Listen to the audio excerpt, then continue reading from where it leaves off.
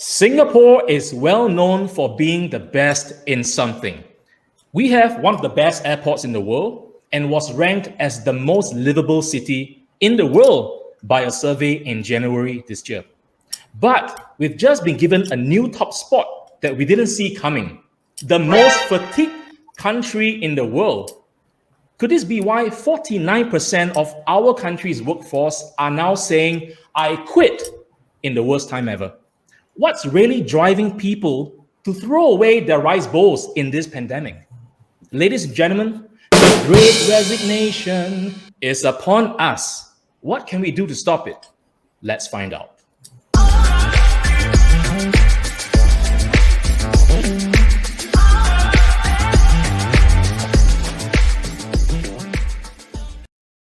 Hey, what's up, everyone? This is Mark Wong, and I am your host for Career Banter, an original talk show discussing hot button issues in the workplace and practical strategies to take your career to the next level. Now, we are proud to bring you this second episode, and I would like to personally thank our viewers who are with us for the first episode, where we discussed the use of profanities in the workplace. Is it common? Is it right or wrong? If you missed that episode, there is a link in our description below to do some catch up. Now, if you are new to our show, welcome. If you enjoy our content, go right ahead and share this video with your friends because there's just so much value that they'll be getting from all our invited experts, and you're getting all for free. To make sure that you don't miss out on a single episode, just smash the subscribe button and click on the bell notification so you are notified each time we release a new show.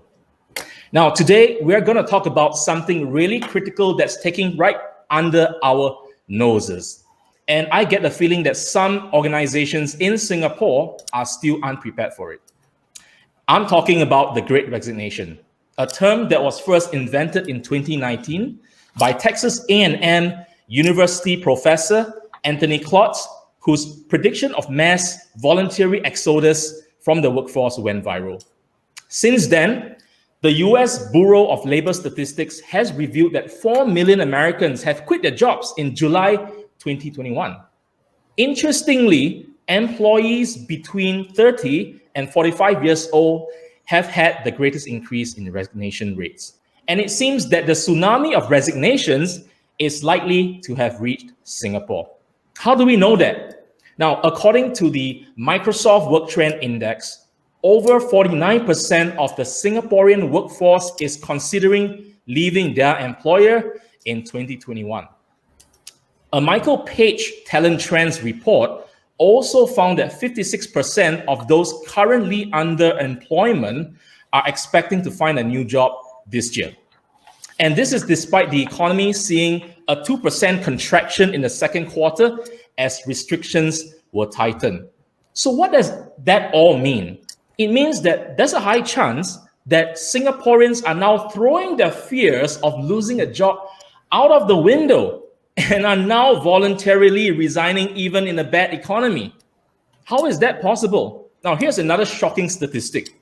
Again, back to the Microsoft Work Trends survey published in May, found that 39% felt exhausted. To further affirm that, a survey done by a UK bed manufacturer, Sleep Seeker, has ranked Singapore as the most fatigued country in the world, even above the US and Japan. By the way, you can get the statistics which I just shared in the description below this video. So what's behind all of these dissatisfaction and tiredness? To share their insights, I am privileged to bring in our experts.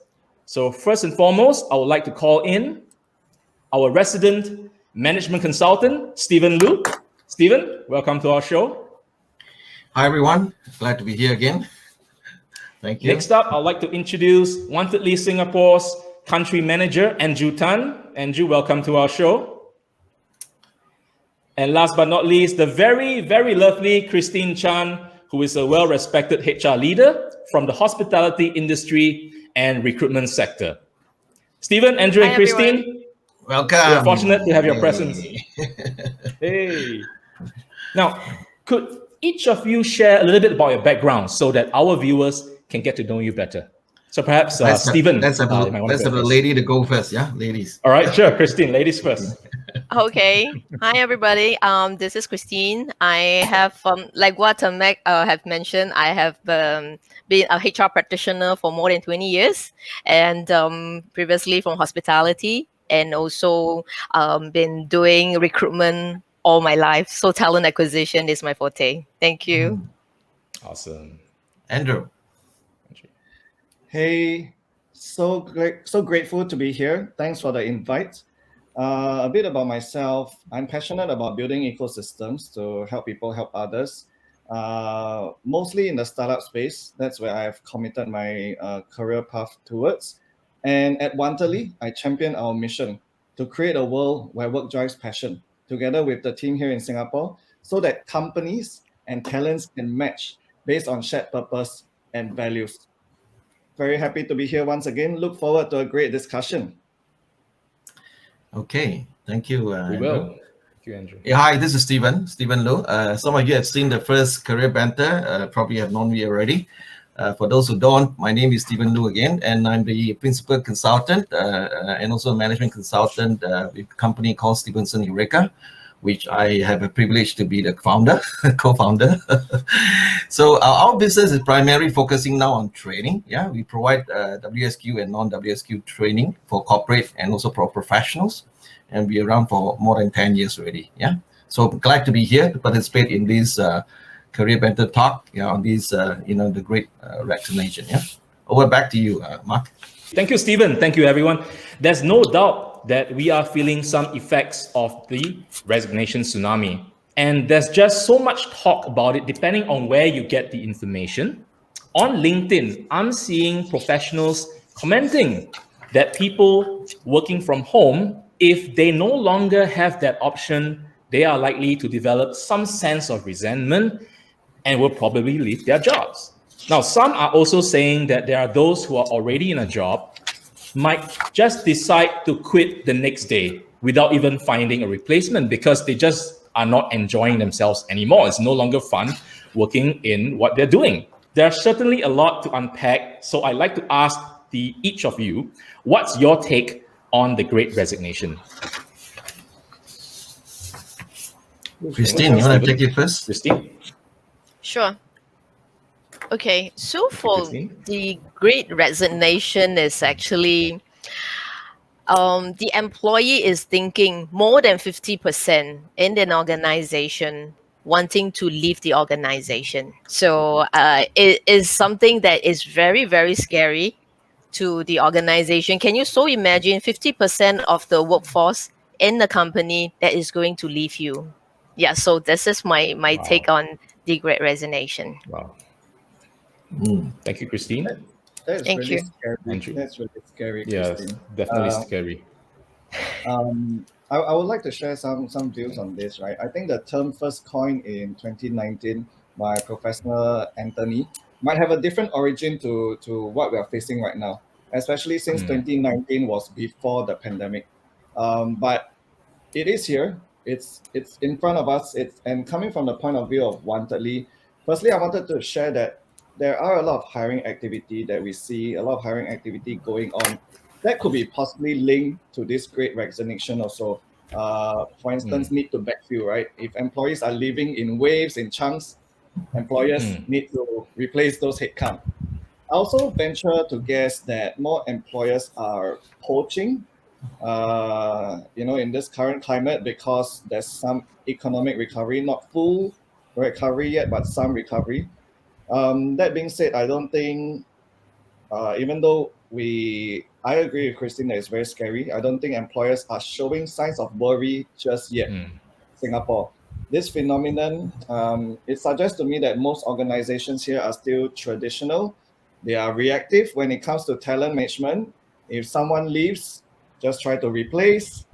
But I would love to hear more from my fellow panelists. But in the modern and progressive view, I think that we should be thinking about attracting the right talents. We should be thinking about keeping the best talents. And as a result, the Great Resignation is scary. It's not good for employers. Agree. All right. Thank you, Andrew. Stephen? Okay, before I share my viewpoint, right, just want to add on for Andrew's part of the business, right? You're in a job portal business. In times like this, your business is growing. You're one of the bright spark in the industry. Last year we suffered a lot. Last year business was non-existent. This year definitely recovering. Thanks, Stephen. Okay.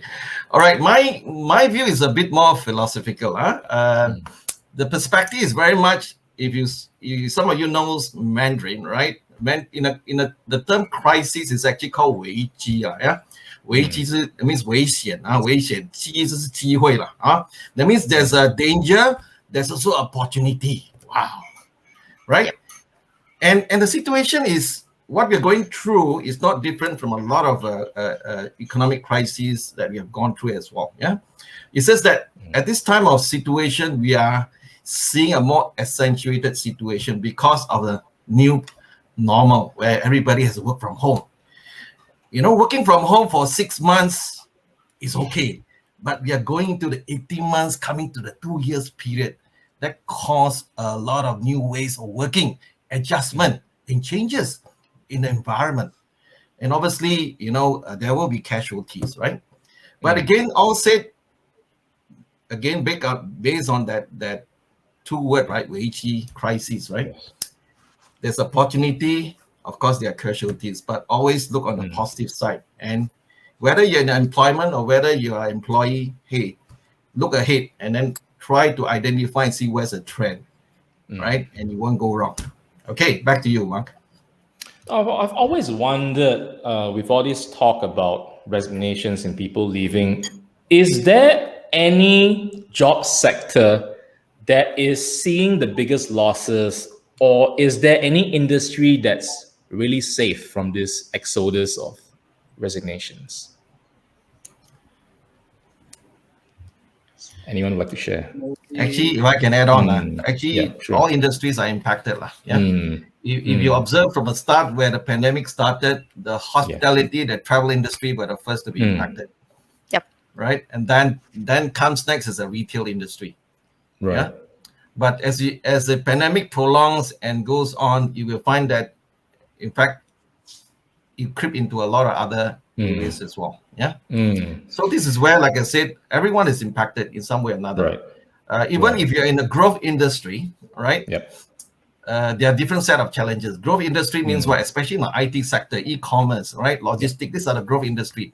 But there are also challenges. When the growth is there and when you don't have enough talent, what happens? It becomes an employee's market, right? And people start moving around. Bosses, like 2 weeks ago, when I had the chance to talk to a senior VP and a good friend of mine who's also a GM in this big global Indian consultancy group.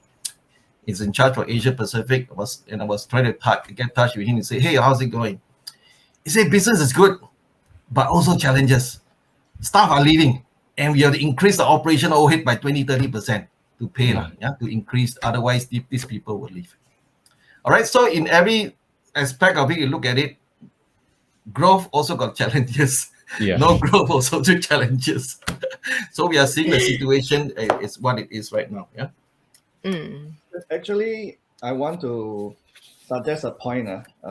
Sure, Andrew.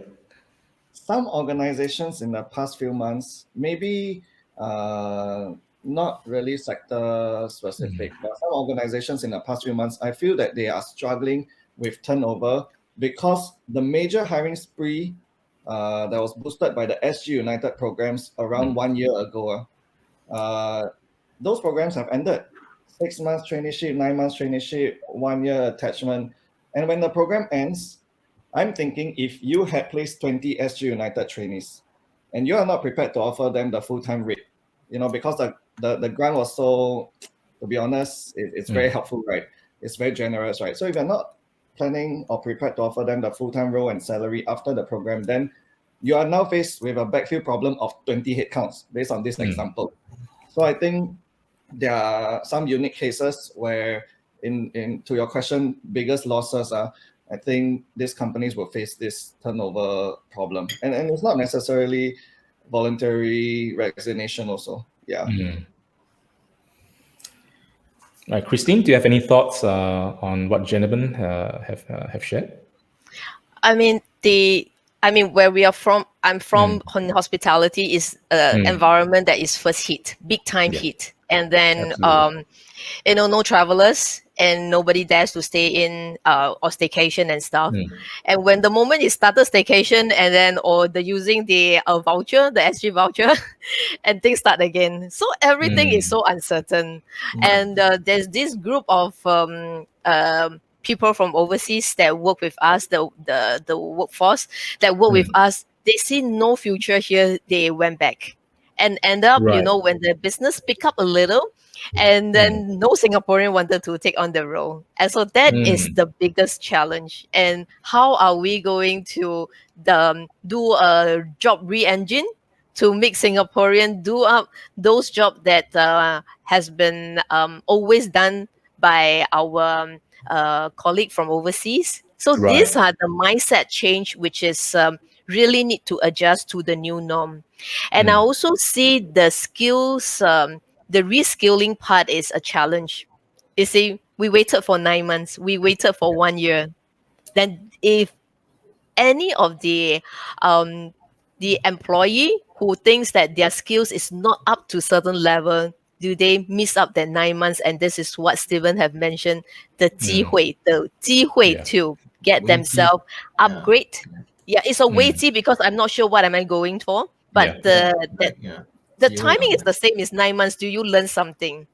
And how are you going to market yourself to be, the 20 backfield that Andrew is mentioning? Did you actually sell yourself well to the organization? Take me, I'm newbies, but I learn the new fresh on oven skills that I can contribute to the organization. So I think there is a lot of, it's not just the employer's issue. It can be the mindset. Are we competent or are we confident enough to take on a new challenge, which is we call it a career change? Yeah. Okay, Absolutely. just to add on, I think certainly I think I based on what Christine mentioned earlier when we start off the conversation, right? She mentioned about close to 50 of people of percentage of resignation that could be happening, right? Now, on the average, based on my knowledge, on the average, typically industry will face about 10-15% attrition on the yearly basis, right? Especially those large company. But Yep. given that you're going through this period and you're talking about 50%, that's quite a tremendous challenge, I think, even for any management or HR to manage, right?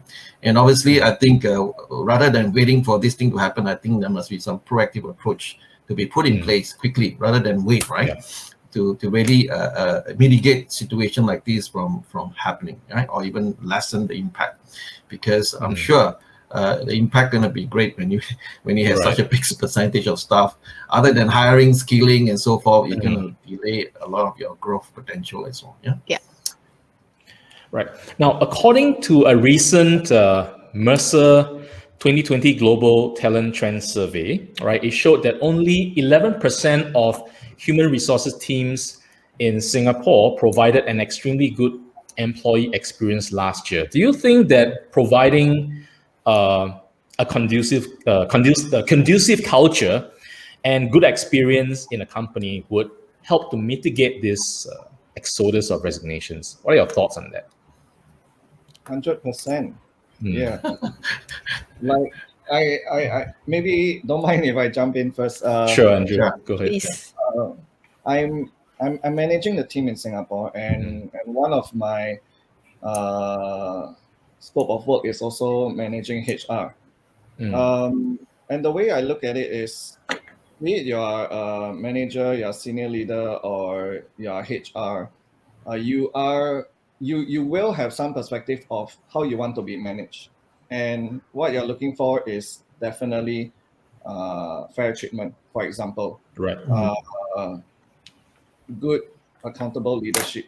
And I think if you have that perspective, then you should also try to adopt, walk the talk, practice that, with your team. And to answer the question, right, first of all, it's extremely important. And Right. something that I can throw out there for, managers or HR leaders in the audience, there's probably textbooks out there, but just quick surface level, I think candidate experience and onboarding is extremely important. Right. When you talk about, this study, how to provide a good employee experience, that employee experience, if you think about it, actually starts from before they join your company. When they first hear about your company, know about your company, interact with your company, that's when that experience starts. So start on the right note even before day one, and on day one, allow these new members to understand expectations so that they can flourish, they can ideally become advocates for your organization. And this part about being advocates for your organization, right, is how you reverse that Right. resignation tsunami. Right. Yeah, and that's I quickly talk about one more point, I guess. Sure. Fair leadership, which is to treat your members how you might wish to be treated. That's something I spoke about. If you expect your members to take a pay cut, and this was very widely publicized last year, right, during peak pandemic, you should too. And if you expect your members to work in office this year, like as things start to open up, then you should too. So a flip side example is if I'm a manager and I make an announcement, hey everyone, you guys have been working from home for more than a year. We have an office sitting there. I want everyone to go back now, 4 times a week. Okay, you can work one day from home. But then the manager himself, he's still working from home. Yeah. So this is an example of not fair leadership, I feel, and we should Right. avoid this. You have to goes walk back the talk. Yeah, it goes back to the employee experience. Yeah. I mean, Christine, you're from the hospitality sector, and this sector is renowned for great employee experience. Would you be able to share some best practices in some of the organizations you've served? Sure.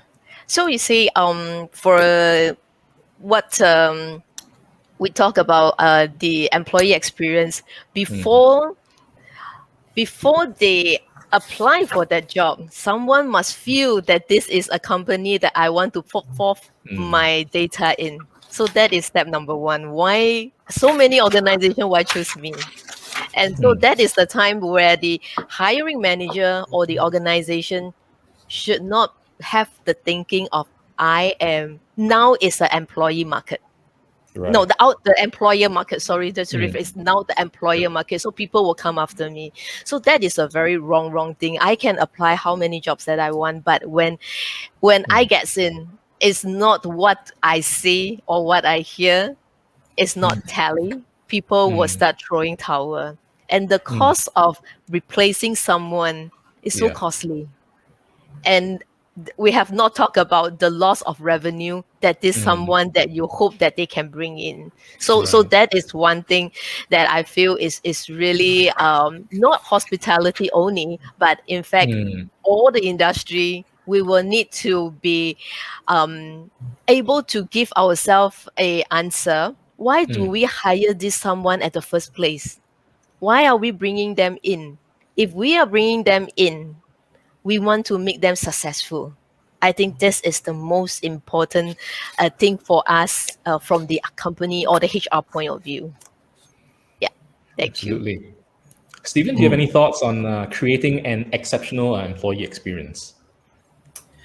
Okay, I mean, to look it in a holistic manner, I think first of all, let's revisit the questions you asked earlier, right? And then they put it in perspective. What causes the incoming or the pending exodus, right? The Great Resignation. What causes it? So if you can broadly look at it, I think can be categorized into 4 areas. Yeah, one is basically a burnout. Yeah, burnout issue. All right, various due to blurring of personal time and professional time. Yeah, because when you work at home, in some cases, some bosses will expect 24/7. Right, and it's not uncommon. Yeah. And of course, given the fact that people have personal lives, families, parents, maybe aged parents and so forth, or even siblings that are, together, right? That can cause so-called, frustrations at home, for example, right? And other various issues that comes along. Now, secondly, is basically dissatisfaction with work or even lack of trust or they feel unfairness, which is where Andrew just spoke about, right? And I think managers, leaders got to walk the talk, right? And that's quite critical, and has to be transparent as well. All right, we need to build trust. We need to engage the staff to make sure that they participate, and we don't make this what they call disruptive decision without enrolling them, in the process. Third is basically about personal safety. Some people may want to consider leaving because of personal safety issue. People in the front lines, right? Fear of being infected by the virus, for example, fear of the family members, especially when you have situation like that, like now with the Delta variant, the Mu variant, and we don't know still how many more variants is coming, especially the front line. I think it's quite critical, right? I think we are in a way privileged and have a comfort feel that we are not in the front line for that matter, right? We can work from a comfort of our home, which is great. But people in the front line, there's always fear at home, and you can imagine just go and visit a hospital for one. You can imagine, and 2 nights ago I had to go to hospital because of my son some emergency, and then I walk through. Wow, I see so many of them work through the shift, and you can imagine they are all the frontliners, the doctors, the nurses, and so forth. Now, fourth is actually you're talking about personal aspiration. Personal aspiration, to me, I think those people can basically, even good times, normal times, people will leave. This is something that we cannot stop, right? Because of personal growth, personal aspiration, going for higher salary, better job, or newer pastures, and so forth, right? Now, having said that, this is where we talked about earlier about 15%, which is where it brings down to us basically where's the other 35% coming in. So we obviously have to fall into number one, personal safety. 2 is basically dissatisfaction or unfairness, or 3rd is basically burnout. So these are the 3 areas where I think management, all right, HR would certainly need to look into it to how to address that. Because the important thing is that we need to know the root cause. If one management knows the root cause, then it's probably easy to manage and resolve it. And of course, there are various activities, for example, even simple activities like what Andrew was talking about, to make sure that, hey, the needs of every individual is taken care. Leaders must walk the talk, right? Other than, of course, being transparent, trustworthy, enrolling them for activity, and other than engaging them in some CSR activity, raising fund, charity, go old folks home, right? Together, because it helps the team bond together. Because when you're work, you're always focused on work, and there's always a lot of angst, tension. How then do you release the tension and actually make good among the team members, right? It's only doing something of a common cause outside work. In the past, you could have games, activities, but now it's so restricted, right? So how else can you manage, right? The other is probably more if you need to drill down, it's more about employees' engagement, right? So I leave it at a later topic to discuss more, but basically my thought is that you have to drill on the root cause, then it's easier to resolve the problem. All right, back to you. Thank you, Stephen. Now, Christine, this question is for you. From a perspective of a HR personnel, how are you able to spot the signs when an employee is showing signs of burnout? How do you nip the problem in the bud before it even happens? Well, I think normally we will find out from they are not enthused about all the company's engagement. They have a lot of complaints about negative vibes. You can just feel it, as you make a cup of coffee at the pantry, you will feel them that they are not happy about certain thing.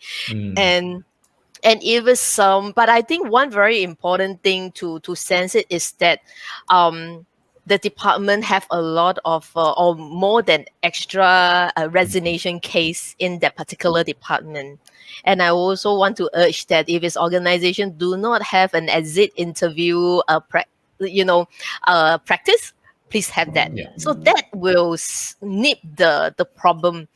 At least you know that why is it people from that particular team or that particular division wanting to leave their job.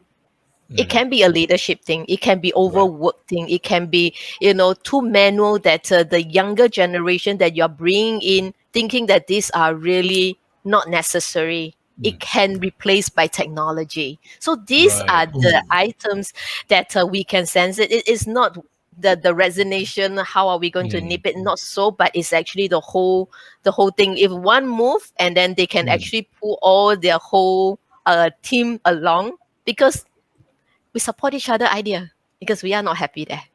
So this is how the number will grow from 20 to 30, 30 to 50. And this is how it started. Yeah. Thank you for your insights, Christine. Now, Andrew, you've been in the startup scene for quite a bit, right? And from my perception of working in a startup, I would imagine myself doing a lot of roles, multiple roles, right? And certainly that would kind of create some form of burnout at some point of the other. So for someone who is working in a startup, could be a fresh graduate, could be a mid-career switcher, how do you think you would advise them? Or rather, how would you manage a startup so that employees within a startup wouldn't feel as burnt out as what we perceive to be? You're very spot on there. Startup typical work environments, work cultures suggest that double hatting, triple hatting, getting things done, all because startups by nature they have more limited resources, right? So this is applicable in that type of work environment. But let's look at it from the employer's point of view, the founder, the startup management team. First of all, they need to communicate this clearly, and this could be where employer branding comes in. A startup has a lot of things to sell, right? A fun work culture, the stereotype is there's a ping pong table in the office, you can wear t-shirt to work. When you communicate this, right? Why? Because you want to attract talents to join your fun team. But at the same time, you must communicate practical information like this job description, the roles, the responsibilities is more flexible, more fluid than what you are used to before. Okay, that's something to look out for employers. But moving on to the job seeker, the talent's perspective, I think it's important that we today note interview process is a two-way street. Maybe it wasn't before, but now it's a two-way street. And if you as a candidate, if you don't find out information that's important for you to understand the role, then you're going to lose out, right? If you just sit there and answer questions and by a stroke of luck you get the role, but come day one, it's not what you expect.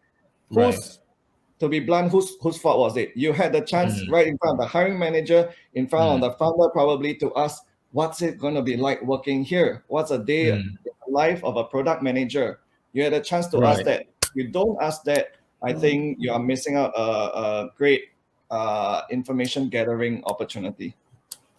Interesting, Andrew. Is it even possible for a candidate who to interview someone from a company even before getting the job? Is there such a process to do so? And what's your take on that? Yes. So very textbook wise, we call it like informational interview. So you gather information and just anecdotally, it's not uncommon these days. First of all, with the rise of professional networking sites, LinkedIn or Wantedly, you can actually search and see who works at a company. Some of them you may know, or it might be a second or third connection, and you can network your way to find out information there. So yes, you can and you should.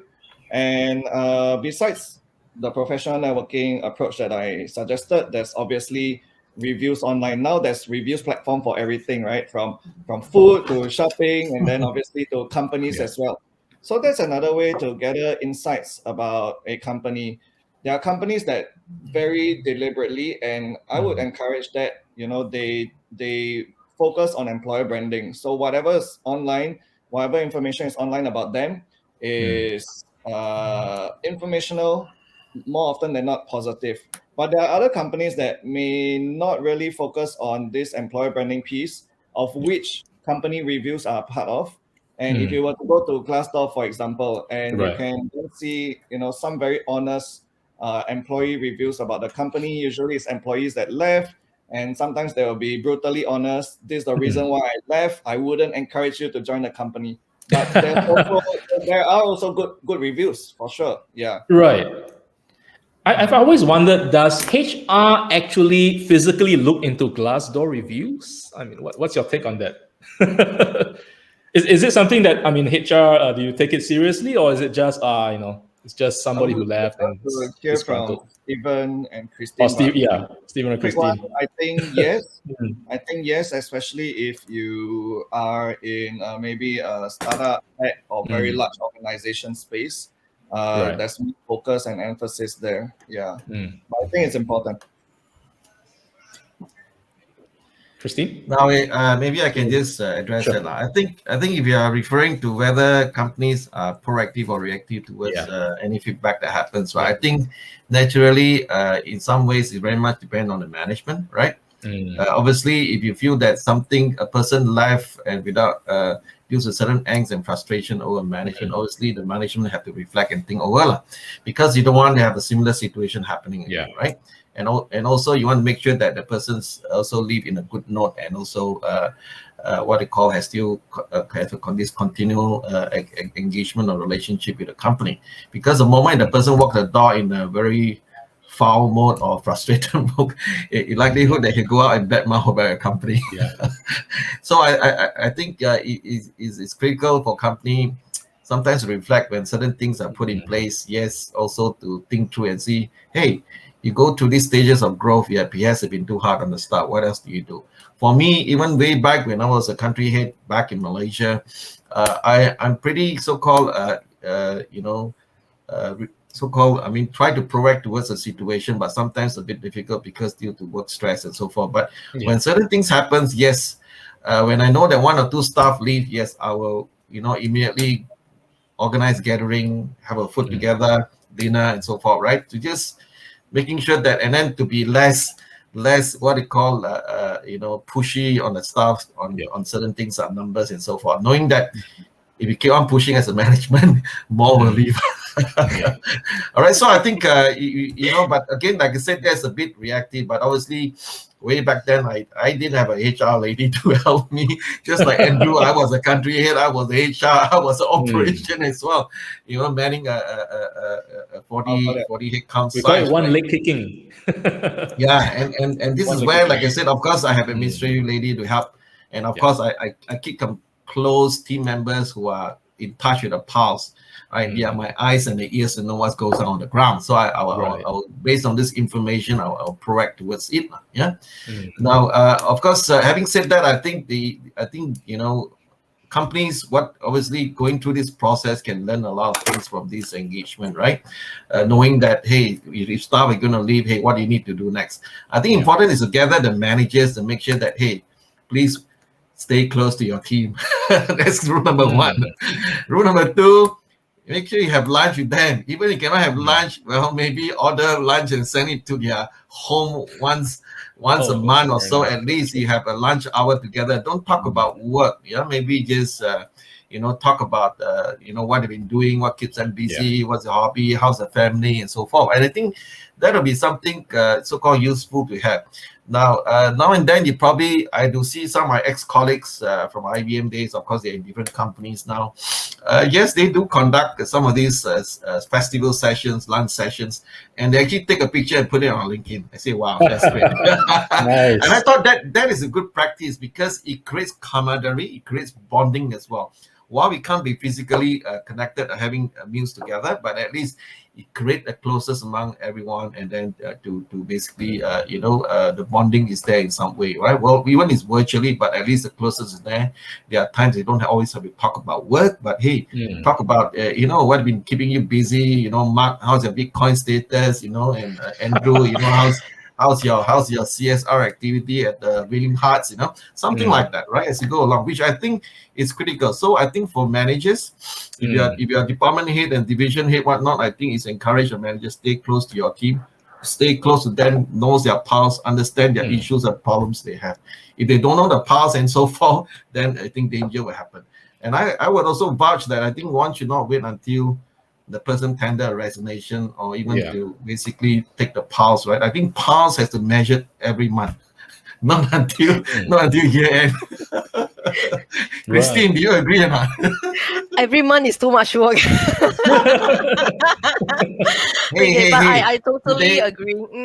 Yeah, today, which is where I think I hear you. Of course, if you do it manually and so forth, I think it's a lot of work. But today there are apps and tools that can support. Exactly. Yes. So that Right. that can be done, but I think I totally agree with what you guys mentioned. But for the the social media site where the employee share the positive or negative, I think for me, from the HR point of view, I take it seriously, because that is I have a few times that I seen a case that repeatedly sharing the same incident, which is I roughly know who is the one put it up Right. there, and then we are able to nip the issue, and then to send the leader for a coaching session so that they are able to manage the team better. And that is where the attrition rate for the department also introduced, so that to make sure that, I mean, we need some end result to see, Yeah. to make sure that the employee are well taken care of and the business will not be disrupted. So that is how, from there, we are able to help the team, and also to help the organization to see things and people retain. So this is what we did. Interesting. We're now talking about HR technology here. And Mm. Christine, would you be able to share some examples of how HR technology or an app that can help to assist HR in supporting the mental being of staff? Sure. I mean, Some they case are examples. more traditional ones, like, the annual leave Right. claims. These are, in, it's very common in the market. But if it's organization still using this particular, I mean, still do it manually, I really urge that they can change it, because these are transactional Yeah. process. And this really takes up a lot of the time. If you invest on this system, in long run, you can actually saving on the manpower over time, and at the same time human error. And this is also the start of when people or the employee are not receiving their claims on time, or the leave Right. calculated wrongly. Right. That's what next. This company don't pay me on time. This company don't recognize the leave that I took. And what resulted to? They say this company is messy. I wanted to throw towel. So that can be small, but it can have big impact to the employee who is just matter. But it's really their benefits. We really need to make sure that they're being taken care of. And for Right. technology wise, we also notice that they are young leaders in the market now. They can do the work very well. They know the technology. They are able to with good technical skills. But when it comes to managing people, they might be a little too overwhelming, because they probably need someone to take care of themselves. So that's where technologies can help through AI, by Right. reminding them. Yeah, that someone is the team members is actually um, a new parent, a young parent, that's you just need to give them some airtime. If it's they completed, the technology can actually, oh, he have already completed his KPI for this week, and there's some windows that he can take a 4 hours off on Friday. So let them have the chance to enjoy it. The now giving money may not be the top priority. Giving them time is Yeah. really something that they appreciate, because they want Right. time, so that you don't disturb them. Not by giving them airtime and then you go and say, hey, can I have a meeting at 3, just 30 minutes of your time? That may not be the walk and talk that we mentioned earlier. So this is something that we need to be mindful of. Yeah. And it will really Interesting. comes a long way for the employee to stay, because they are thankful and they are grateful that the employer or my supervisor is taking care of my well-being. Yep. Interesting, Christine. We're talking about AI in relation to HR technology here. Yep. Is there such an app, that's already out in the market already, or being deployed by an actual company? Oh yes, that there is organization that the Right. companies that able to use AI to interpret data, by Right. doing little pulse survey, getting the information. That's where I got to know someone actually running. Is a young parent, a new parent, Okay. and then what makes you happy today? Oh, I have a newborn this week. There, Oh I have the wow. answer. And that's where, from this, I will load into the system, and then the system Right. will say, hey, remember someone is actually having a newborn, Let's give them some time. And these are the things wow. that is what is the newborn that a parent needs most is the night feeding time that they can sleep. Yeah. So if they can't sleep in the evening, give them the 4 hours of Friday to sleep, and so they can catch up their weekends. So these are the things that is not able to count, but it's really thankful at that period of time that we see that we can able to give it to them. Yeah. Interesting. Stephen, any thoughts on that? Okay. I thought maybe it's good to let Andrew share. Andrew has, I believe, some interesting tool that the company use as a start before I share my part. Yeah? Andrew, please. Thank you, Andrew. Stephen. Christine, I super like what you share, and I have some comparable experience or insights also. One tool, because Wanterly, first of all, we have our HQ is in Tokyo, and we have a sister company in Hong Kong. So we are remote, right? And in this current climate, obviously, a lot of people are also remote and working virtually, and that causes a shift in management a little bit. But even before this, we have been using a pulse checking tool. If we ask employees to submit a report every week, every month, if we ask managers to review report every month, like you said, every month is cannot.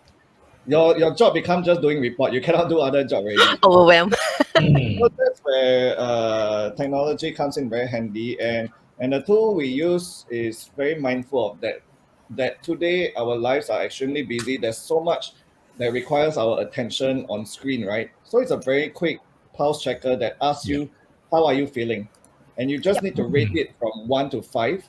And with AI, with backend, with data, right? The manager or the HR can then be prompted to check in if the score is too low or if the score is too erratic, or if it's a 5 out of 5, then you can simply send a emoji like yay.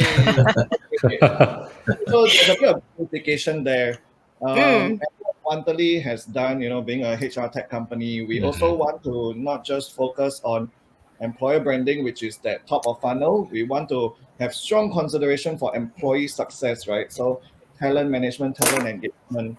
So we have rolled out in Japan. It's not available in Singapore yet. Something that allows integration with this kind of engagement tools, right? Integration into Slack. So that way you don't need to use another tool, because I think today we are using like 10 software at any single point of time. It's just overwhelming. You can put it all in one place. In this case, for Wanterly, it's Slack, right? There's increased convenience, and then you can, as a result, increase adoption rate also. Because you could have the best tool, the smartest AI, but if no one use, then it's hard to measure that. Exactly. So adoption is also important. Yeah, I think that's our view of technology. Yeah. For the technology that you mentioned on Stacks, ours is more through the Microsoft 365 where you're on Teams, that you can actually connect it through the technology. That's where if you buy a 365, you are able to connect them with the apps, and then it will be on cloud based. So that will help in a sense that not having so many so many apps, or there's so many systems to be purchased, which is really will scare the management of. But on applications, that will be likely more acceptable in a sense. Yeah. Okay. Okay, maybe I will share my part as well. I think just to echo what Christine has shared, and also Andrew, right? I think Christine brought up a very interesting app that's actually cognizant and actually very able to look into the needs of individual to the survey, and that helps the HR to be able to identify the specific needs, interest, desire of the employees, which I think gave a very good so-called insight to the management, and also to really develop the what they call the personal so-called and looking at the well-being of the individual, which is, I think, is very powerful for the management as a tool. And of course, I think Andrew also addressed that part of the tool whereby you talk about, mindfulness, checking the pulse, and also perhaps even maybe some reward incentive. Now, just to let everybody know, for those who are not familiar with this, there are a lot of such tools out in the market today. Yeah. Yep. Whether it's on the mobile app base and so forth. Yeah. Now, a lot of these tools typically be classified as employees engagement tool. If you Google, you'll find that there's some of these tools that's already in the market. Now, what does this tool use? Now, what are the things that we need to know is basically to change human behavior is a very difficult thing, yeah. And you can ask any HR or department head or bosses that we have sent staff for training, whether they can change overnight after training. Is just impossible, right? And of course, in the past, because I was involved much in this culture transformation program, employees engagement is a subset of that, right? When you talk about culture transformation, it may take about 18 months to about 3 years, right? When you talk about employees engagement, you're talking about changing behavior within a shorter period, 3 to 6 months time frame, which is actually much easier to done. For instance, that you're talking about how to get the survey, how to get the pulse of individual, how to get the so-called the concerns, the angst or issues that are raised up without having to so-called reveal the person's name. It's actually through the app. To the app that can actually get people to kind of surface out if there's any concern, and then people who identify with that problem, will give a like. And this is where HR instantaneously on a monthly basis can detect where are the key problems. So they can just identify that there could be 20 issues, but they'll identify 3 main issues to address. And that can be very proactive without having to wait until the resignation comes to the door.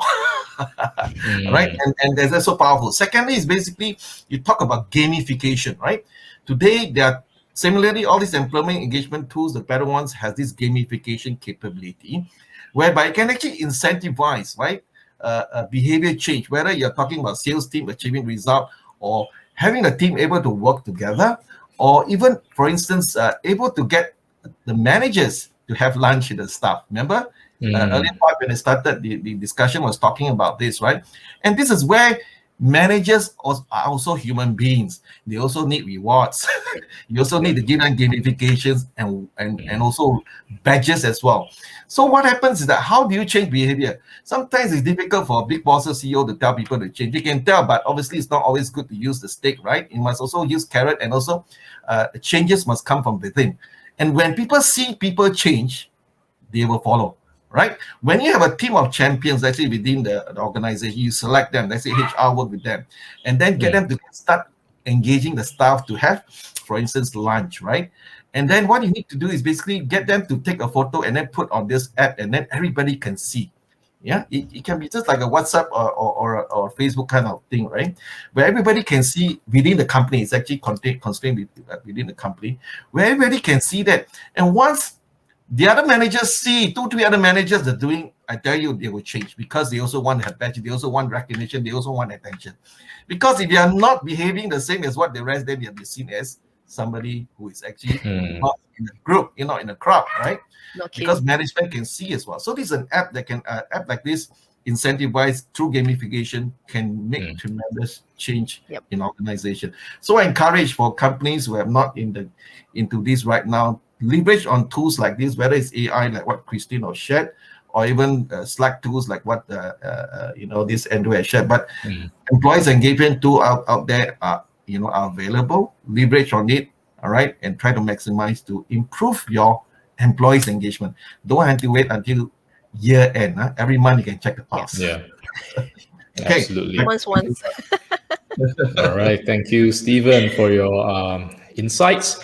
Now we're down to our last 10 minutes. And before we conclude, perhaps we'll have just one final question. And this is actually for our viewers, right, who may be thinking about quitting their jobs now. All right. What advice would each of you give to them? Shall I You're go thinking, first? oh, Yes, I'm please go ahead. not happy at my workplace anymore. I'm going to quit today because someone else, my friend, is quitting already. I'm going to give up. What advice would you give them? As an employer, I always would like to get a heads up I think it's easy to understand why. And basically, by getting a heads up, I have the chance to empathize why this decision. I have a chance to do something about it, i.e., discuss the best scenario for the member. Stephen mentioned few reasons for possible abrupt resignation, right? If my member is going through difficulties, I want to be able to help. If leaving is the best outcome, I want to give my blessings, right? So if you have a relationship with your employer, the advice here is to sound him or her out first, and perhaps by expressing your position, there could be options. And even if you have your heart set on departing, it will be great to show this, let's call it respect, right? And communicate this decision making and the decision making process before just sending out the resignation letter out of the blue. Because who knows, you might need a referral letter or reference check in the future. So this is a practical piece. In conclusion, I want to say that there shouldn't be any taboo in quitting your job. As a pardon my self-proclamation, as a responsible career coach and mentor, I do think that you should have the plans and options laid out before you quit. It doesn't have to be plans in terms of a ready offer so that you can immediately jump into another job. It doesn't have to be a professional related plan, but you should have a plan. It could well be, I want to take an undisturbed 3 months recharge break. It can be that kind of plan. But I think that before you quit your job, which is not a taboo, you should have a plan on what you're going to do. And if that is doing nothing at all for 3 months, so be it. But you should know what you're going to do. Wonderful. All right. Thank you, Andrew. And it looks like we've come to the end of our show. Time flies when you're always in great company. Now, as always, before we close, I would like to share these takeaways from our conversation today. I'm hearing that recognition and transparency is important because employees want to be trusted. They want employers who recognize that managing a Zoom economy is different from the past, right? And that leaders need to have a different set of skills and training to manage the staff better. I'm also hearing from Andrew that employees want fair treatment and management as well, who is personally vested in their interests. Have lunch with them, find out how's their Bitcoin doing. They want to be respected by leaders who get that remote work is not an invitation for micromanagement, but a chance for them to get to build a better rapport with staff. I'm also hearing that CSR is important as part of the employee experience because I would believe that most people, especially millennials, want to work for companies that they can be proud of. And, that the company is involved in some kind of a community work and takes a stand for things that they believe matter. And also for companies who may not have such systems already in place, you might want to consider checking out an AI system or some kind of a pulse tracking / gamification tool to manage the well-being of staff. So maybe that's something that can be considered. And finally, for those of you who are thinking of throwing the towel tomorrow, right, give your management, give your RO, your reporting officer, a chance to hear you out, right, before calling it quits, right? Weigh out the options, have a plan, right, before deciding that resignation is the way to go. All right, Stephen, Andrew, and Christine, once again, thank you for joining us on the show today. And to everyone watching back home, we hope you enjoyed yourself as well and learned a lot from our guests. I certainly learned so much from them. And we want to thank all of you for tuning in. And if you have some thoughts, or maybe if there's something that you'd like to share, please leave us a comment below. And we look forward to hearing from you. Until then, this is Mark Wong for Career Banter. I want all of you to stay safe, stay positive, don't quit yet. Why? Because success is just around the corner. All right. Thank you, everyone. I'll see you in the next episode. Thank you. Thank you. Thank you.